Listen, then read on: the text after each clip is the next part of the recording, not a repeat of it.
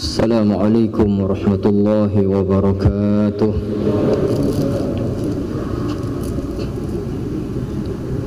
Bismillah, alhamdulillah. Wassalatu wassalamu ala rasulillah Sayyidina Muhammad ibn Abdillah wa ala alihi wa ashabihi wa mawalah. La hawla wa la quwwata illa billah. Rabbi shrah li sadri wa yassir li amri wahlul 'uqdatam min lisani yafqahu qawli. Ya Fattah ya Alim, iftah alayna futuhal 'arifin wa faqihna fid din wa 'allimna at-ta'wil wahdina ila sawa'is sabil. Waj'alna minal ulama'il 'amilin birahmatika ya arhamar rahimin. Amma ba'd. Jamaah salat subuh di Masjid Pusdai yang sama-sama mengharapkan ridha Allah Subhanahu wa taala. Puji syukur kehadirat Allah Subhanahu wa taala atas segala kenikmatan yang telah Allah Subhanahu wa taala berikan kepada kita. Tentunya nikmat iman, nikmat Islam, nikmat taufik, nikmat hidayah, nikmat inayah, nikmat ketakwaan adalah nikmat yang sebenarnya. Dan sesungguhnya ini pula lah yang menjadi modal utama kita menjalani kehidupan ini, agar kita bisa bahagia, bisa selamat, wafat dalam keadaan husnul khatimah, dan pada saatnya nanti kita akan mendapatkan kemuliaan berupa ampunan Allah, berupa rahmat Allah, dan dimasukkan ke dalam surga Allah Subhanahu wa taala. Amin ya rabbal alamin.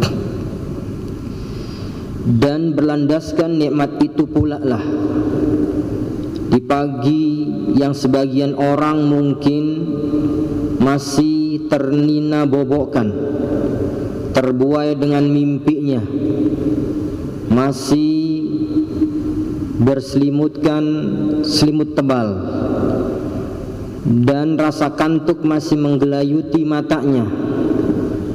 Kita hadir di tempat ini untuk menjawab panggilan Allah.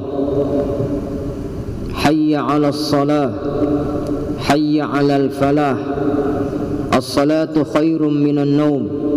Sesungguhnya salat itu lebih baik daripada tidur. Dan Rasulullah bersabda, raq'atal fajri khairum minad dunya wa ma fiha. 2 rakaat yang kita laksanakan, kita tegakkan setelah adzan fajar berkumandang, sebelum kita melaksanakan salat subuh, itu lebih baik daripada dunia beserta isinya. Semua itu dapat kita raih.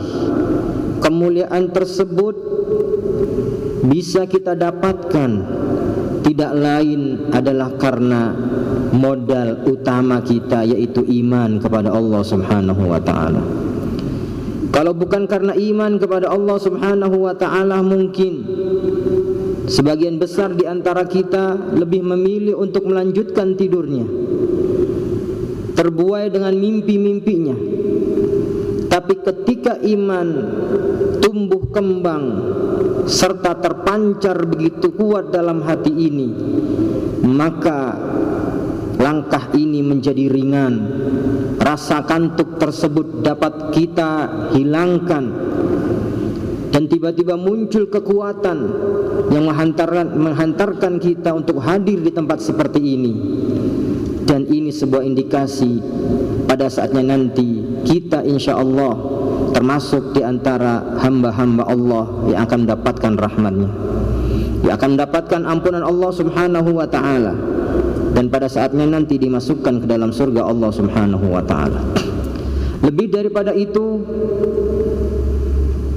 dengan keimanan pula bahwa hari ini kita akan memulai tugas lain yang Allah Subhanahu wa ta'ala perintahkan kepada kita dan harus kita jalani bersama, yaitu melaksanakan perintah Allah ibadah saum Ramadan, termasuk di antara salah satu rukun Islam yang 5 yang harus kita yakini, yang harus kita imani. Faman jahadahu kafirun, barang siapa yang ikrar akan kewajiban melaksanakan ibadah saum, maka sungguh dia telah keluar dari agama Allah Subhanahu wa ta'ala alias murtad. Dan kita akan menjalaninya dengan mengeluarkan diri kita dari kebiasaan-kebiasaan kita selama 11 bulan. Kebiasaan pagi hari mungkin sudah sarapan, sudah dengan minuman hangatnya, dengan aktivitas lain yang berkaitan dengan pemenuhan kebutuhan keseharian kita. Tapi di bulan Ramadan kita diperintahkan oleh Allah Subhanahu wa ta'ala, makanan tersebut halal, minuman tersebut kita beli dengan uang yang halal, mengumpuli pasangan kita juga halal. Tetapi karena perintah Allah untuk menahan diri dari hal tersebut, maka berlandaskan kepada keimanan kepada Allah Subhanahu wa ta'ala jualah yang menjadikan kita mampu untuk menahan diri kita dari melakukan aktivitas kebiasaan kita, keseharian kita, atau adat-adat yang biasa kita lakukan di pagi hari. Maka sekali lagi bersyukurlah kepada Allah Subhanahu wa ta'ala atas kenikmatan ini, karena sesungguhnya kenikmatan ini tidak diberikan kepada semua orang. Dengan sifat rahim Allah yang didefinisikan oleh para ulama, Ar-Rahimu ay al-mun'imu bidaqaiqin ni'am. Allah adalah zat yang maha penyayang, memberikan kenikmatan khusus hanya kepada orang khusus saja. Iman hanya diberikan kepada hamba Allah yang khusus. Ketakwaan hanya diberikan kepada hamba Allah yang khusus. Maka jika kemudian di pagi hari ini kita hadir di tempat ini, dan pada hari ini pula kita akan melaksanakan kewajiban ibadah saum Ramadan, maka sesungguhnya ini adalah kekhususan yang Allah berikan kepada hamba-hambanya khusus, dan mudah-mudahan kita termasuk di antara hamba-hamba yang khusus tersebut. Marhaban ya Ramadan, satu bonus besar yang Allah berikan kepada umat ini, karena sesungguhnya umat ini jika dibandingkan dengan umat-umat terdahulu, sesungguhnya kita kalah jauh. Dari sisi usia, umat ini adalah umat yang paling pendek usianya. Kalau umat-umat terdahulu usianya panjang-panjang. Disebutkan di dalam Al-Quran ketika Allah menceritakan tentang Nabi Nuh alaihi salam, ketika beliau diutus kepada umatnya, maka Allah Subhanahu wa ta'ala berfirman, sesungguhnya aku telah utus Nabi Nuh alaihi salam.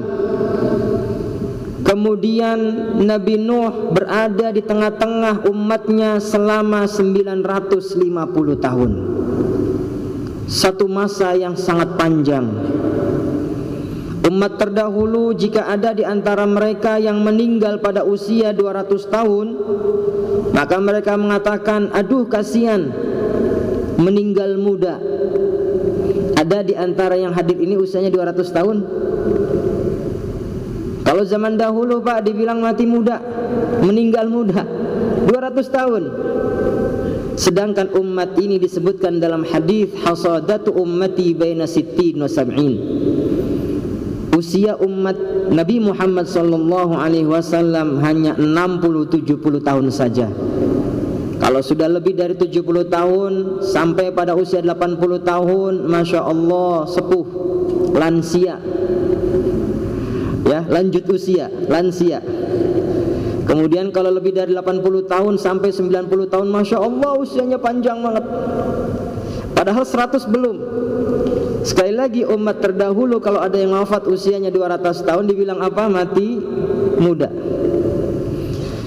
Dari sisi fisik, dari sisi kekuatan, umat ini paling kecil fisiknya. Dari sisi kekuatan, umat ini paling lemah kekuatannya. Ketika Allah menceritakan tentang kekuatan dan fisik umat terdahulu, maka Allah berfirman, sesungguhnya umat-umat terdahulu menjadikan gunung mereka pahat, kemudian mereka jadikan tempat tinggal.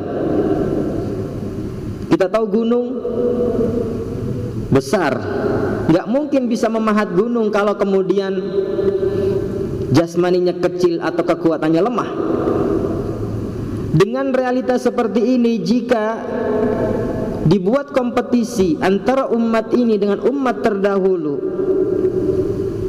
misalkan kuat-kuatan berdiri untuk sholat, misalkan lama-lamaan beribadah, kira-kira yang akan menang siapa?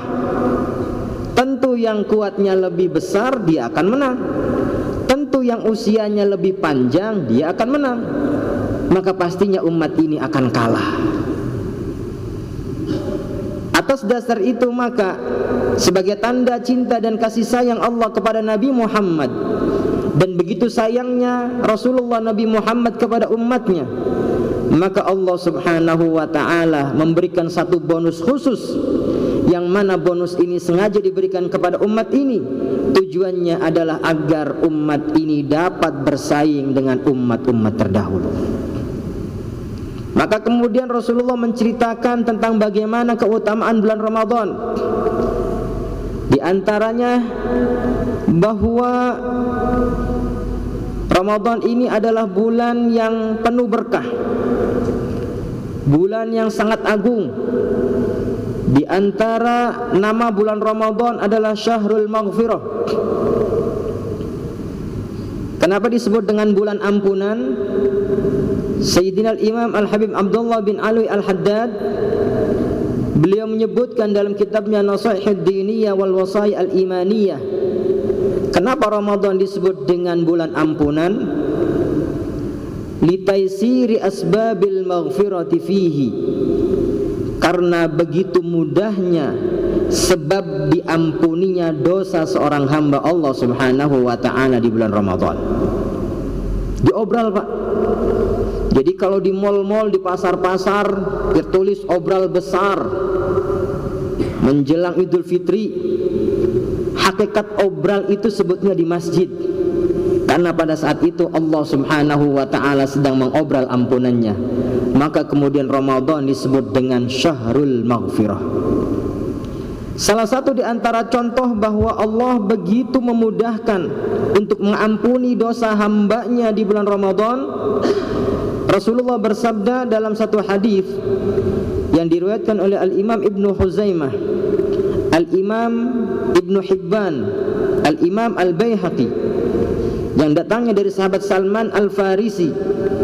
Rasulullah bersabda, man fattara sha'iman kana maghfiratan lidzunubihi wa itqa raqabatihi minan nar.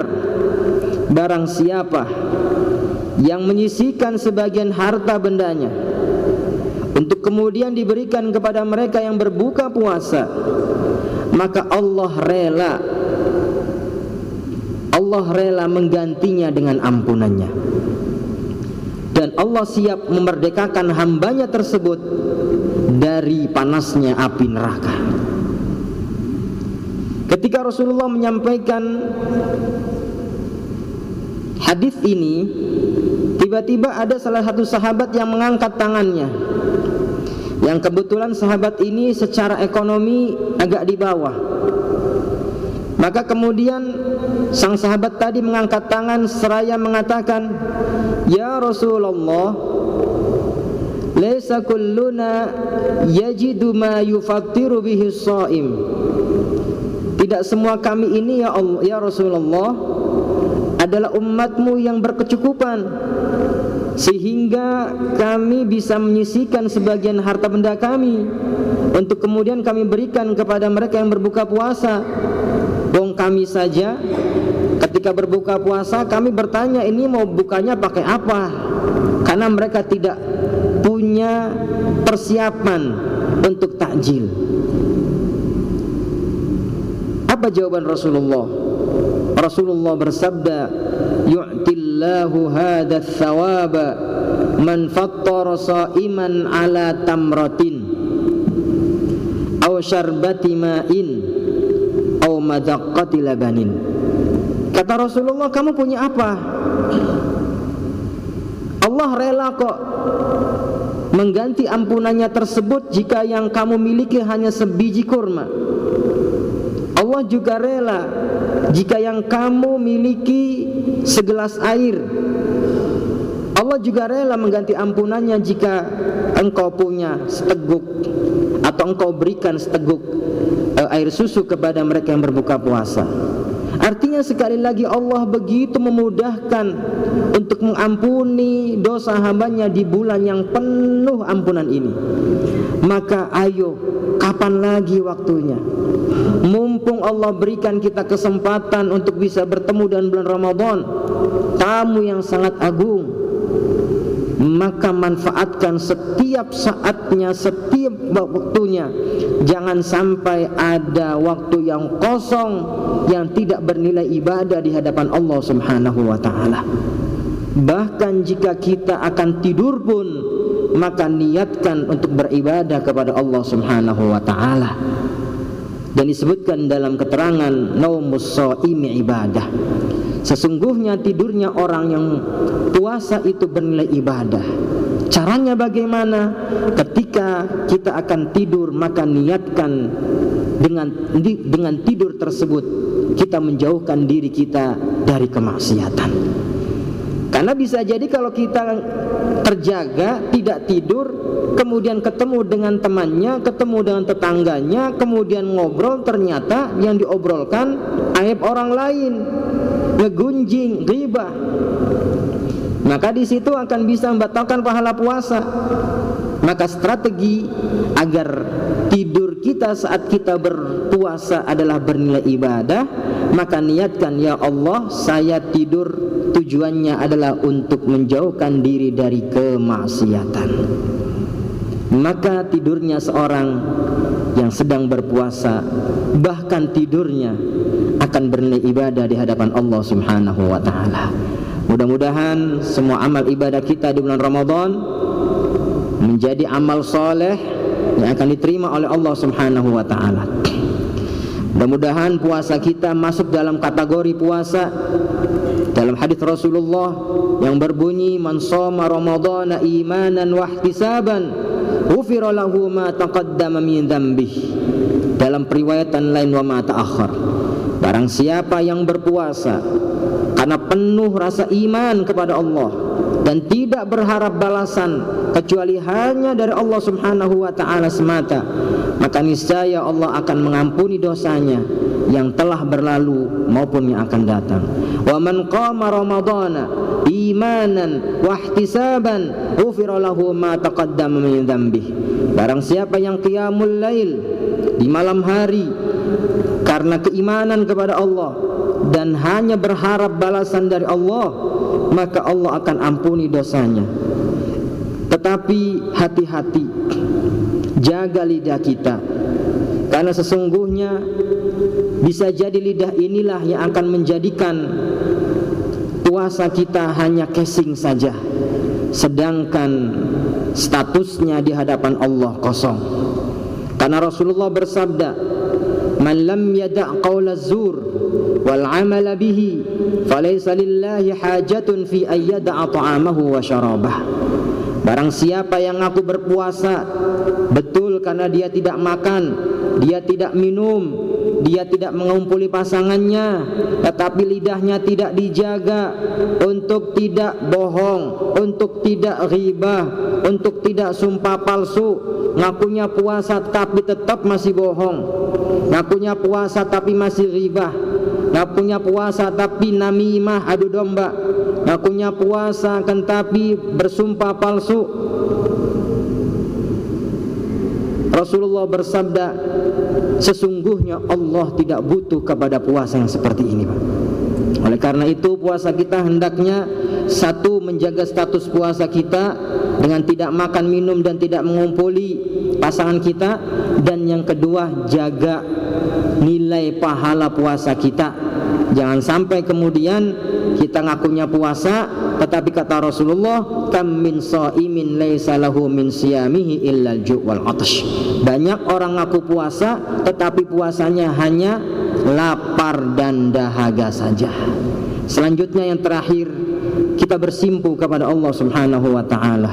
Kita mohon kepada Allah Subhanahu wa taala, karena hanya Allah Subhanahu wa taala sajalah yang memberikan kita kemampuan agar kita bisa menjalankan ibadah shaum ini dengan baik dan benar, dan bisa menjaga anggota tubuh kita selama kita beribadah shaum agar tidak melakukan kemaksiatan. Sekali lagi, hanya dengan izin Allah Subhanahu wa taala sajalah yang akan bisa memberikan kita kekuatan dan kemampuan untuk bisa memberikan hak-haknya bulan Ramadan, ibadah shaum dengan baik dan benar, qiyamul lail dengan sempurna, melaksanakan ibadah lainnya seperti zikir, seperti membaca Al-Quran, bersedekah, berbagi, berinfak. Sesungguhnya yang menjadikan kita mampu adalah karena Allah Subhanahu wa taala. Mari kita songsong bulan Ramadan dengan penuh cinta kasih dan penuh riang gembira, karena sambutan kita terhadap bulan Ramadan dengan riang gembira ini menjadi sebuah pertanda bahwa kita adalah hamba-hamba Allah yang khusus, dan insya Allah kita akan dimasukkan ke dalam hambanya yang bertakwa kepada Allah Subhanahu wa ta'ala, la'allakum tattaqun, agar kalian semua menjadi hamba-hamba Allah yang bertakwa. Amin ya rabbal alamin. Demikian yang bisa kami sampaikan, mudah-mudahan ada manfaatnya. Wallahul muwaffiq ila aqwamit thoriq. Assalamualaikum warahmatullahi wabarakatuh.